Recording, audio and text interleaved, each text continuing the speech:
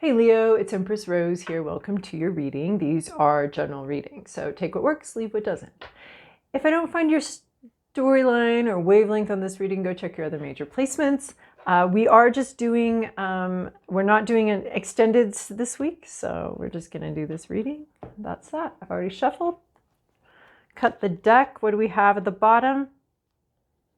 Yes, 9 of Cups.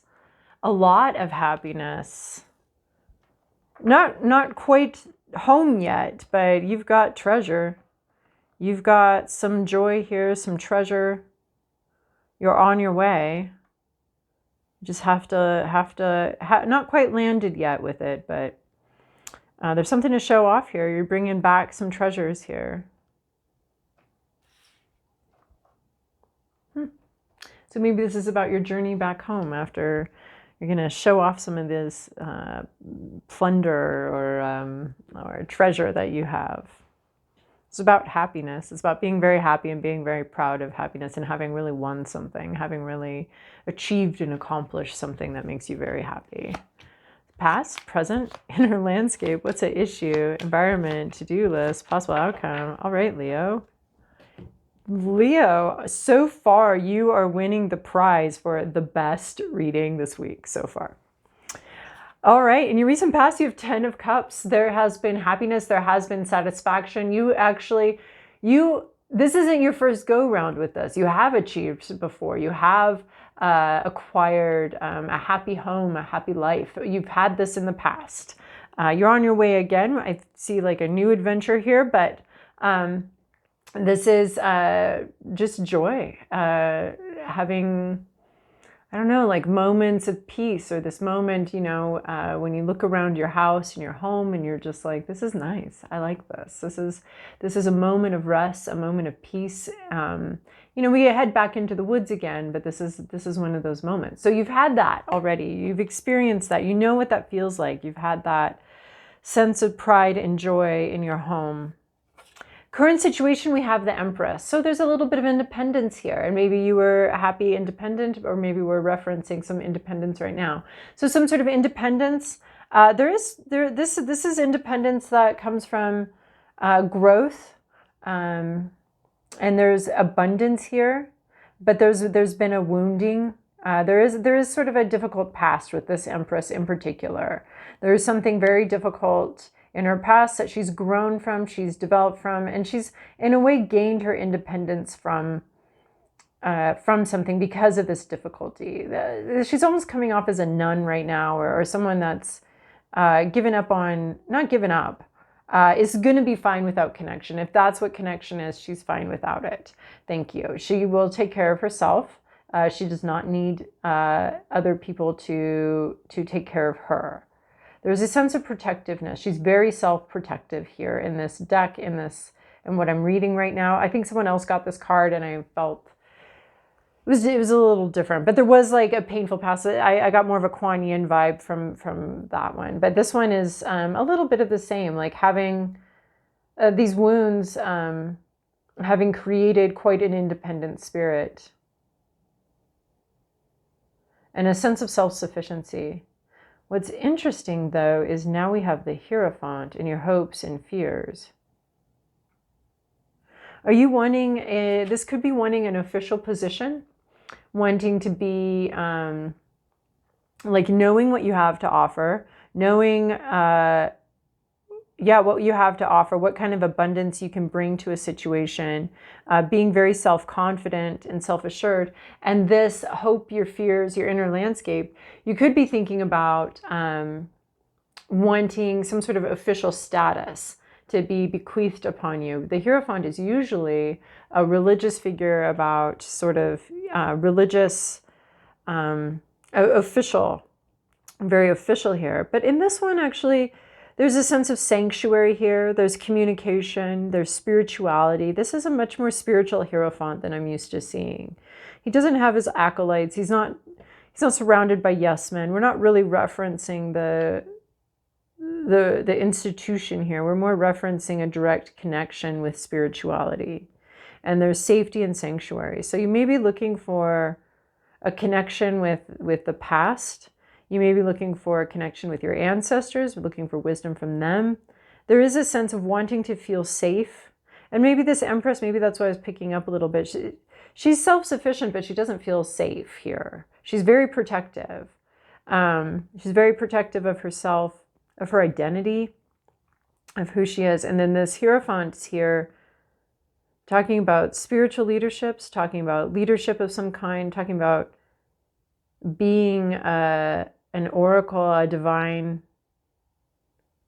connected with the divinity and bringing that into reality. So this is more about talking about what a priest could be instead of what they actually seem to be about, which is, more administrative duties and that kind of thing. But this talks about a deeper spirituality, I think. And you may be wanting that, a deeper connection, a deeper spirituality, and safety to explore that. In your, what's the issue here is Seven of Cups reverse. So having, not making the right choice, having a lot of options and being more confused and being confused by them. We're seeing the same damaged heart or the same pained heart in both of these. So there's something about your sense of self-sufficiency that might be having you confusing an issue, wanting to remain self-sufficient, and so making a choice that's not actually got a lot of growth in it because of your protective nature, your need to protect yourself, your need to remain self-sufficient might be clouding your ability to really choose a life-giving option, something that can really come alive. There's one choice here, but it's obfuscated by, I think, some fear and some need for independence.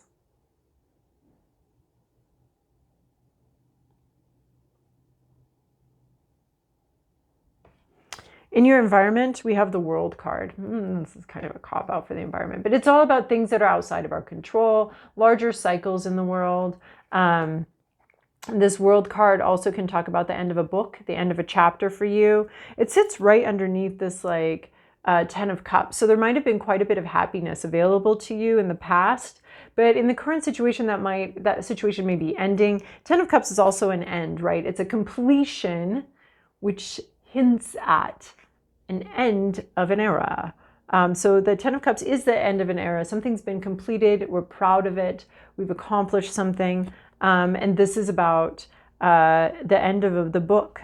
It's the last card of the major arcana. So it talks about an ending, a completion. The time's up. Time's up for a situation and it's over. There's not a lot more that needs to be done here. I love how we have this bride with a scythe. What's she gonna do? Harvest her hubby?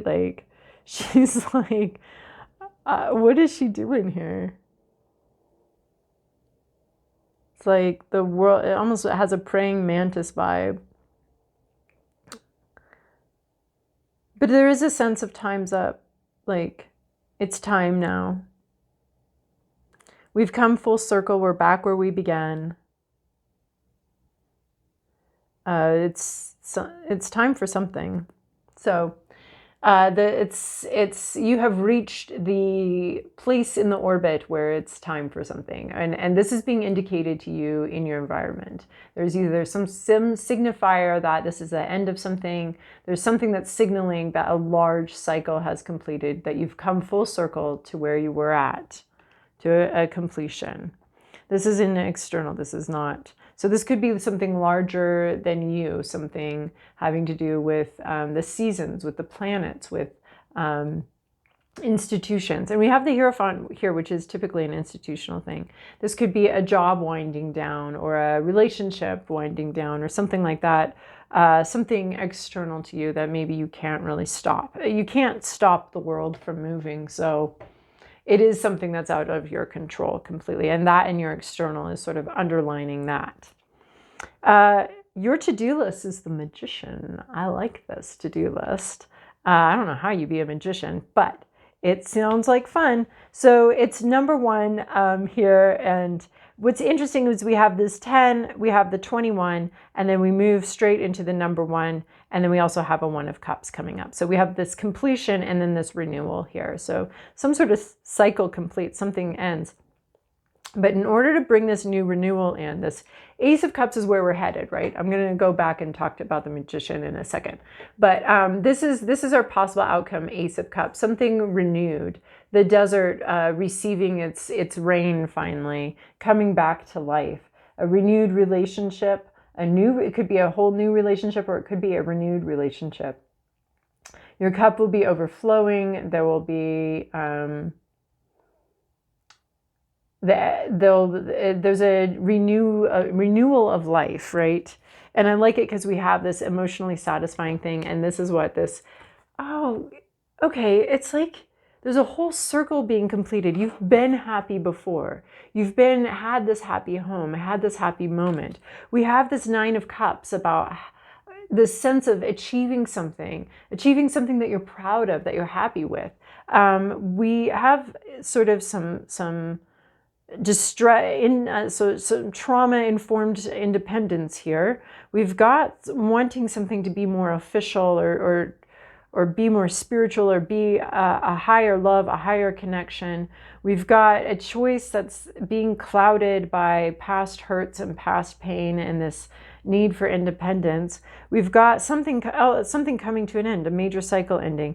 Magician, you got to make something happen. But look, we end up right at the beginning, and that's where the World card is talking to us. A cycle being completed. These are the 10, the 9, that having accomplished something, and then we get the 1 more in the end, possibly. To make another 10, you've been here before, you've been on this sort of mountain of joy, this peak, this mountain peak, this moment, plateau is a bad word, but it is a rest place, right? This moment of resting in your joy and resting in your peace and your happiness and being able to relax there.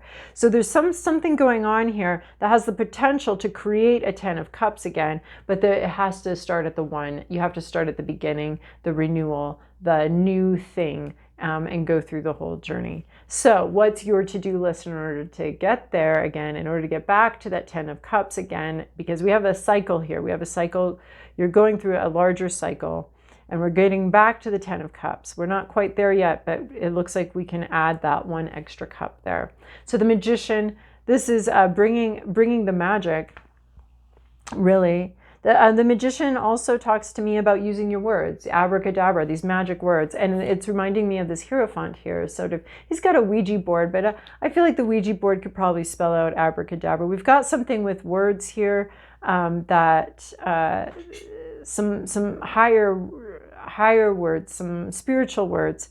And this Magician, he's beginning, right? The Fool card is like, I'm going to head off. The Magician is, I've assembled the parts. I've properly packed my bag. I've got everything ready here. I've got everything I need in front of me. I can grab whatever I need. It's like a mise en place cook. Like you've got everything chopped, measured, ready to go. And now you can put that burner on and get things moving, right? So the Magician to me talks a little bit about preparation here, especially the way he's coming out today. This preparation, having the table set, having everything ready, having everything measured and ready to go, so that once the oil hits that point, you're not scrambling, you're not burning stuff, you're just able to focus and put in what you need as you need it. So there's a sense of preparation here to create the magic, all that goes into that.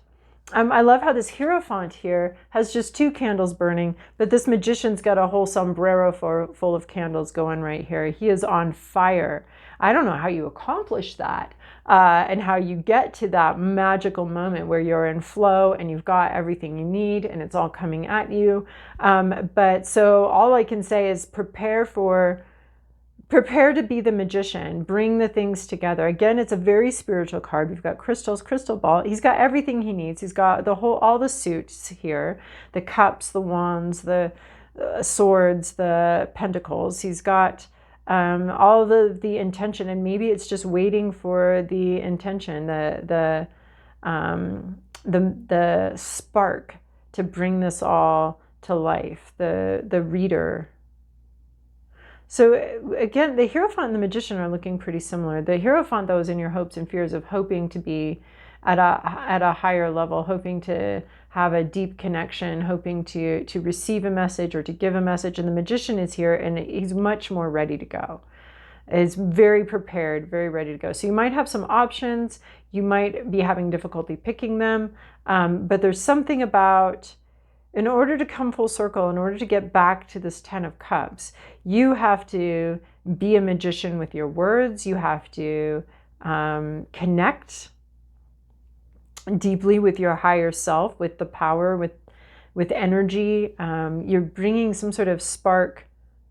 Like you're the flame that goes up, like, okay, everything's prepared. Once everything's prepared, turn on the flame.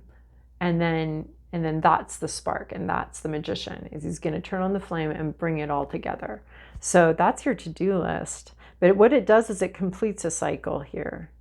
The cycle's already completing. Are you prepared to meet it? It's almost like a rendezvous with an energy point, with a, like making sure you're prepared so that when that energy comes in, you're able to harness it and use it to create something that you want, which is a new beginning, which brings you back to a new completion, which completes some sort of circle. You want a new beginning, but it's not because, it's because you want to go back to some sort of past happiness. And I think that that's actually possible here with the World card having us in rotation. Right, we can't cross the same stream twice, right? So it's going to be different, but there is a possibility that you can get back to this 10 of Cups place. And it's like, there's like a rotation, there's like an orbit, and there's a rendezvous with that orbit. So you need to be prepared to rendezvous with this like energy, or with this anniversary, or with this thing that comes around like once a year, and you need to be ready this time to rendezvous with that in order to get back to the beginning and get back to some sort of original happiness and bliss. So, all right, Leo, it seems like a pretty hopeful reading, and I don't know, I thought it was kind of cool. So thank you for your likes, subscribes, and comments, and I'll see you guys in a couple weeks.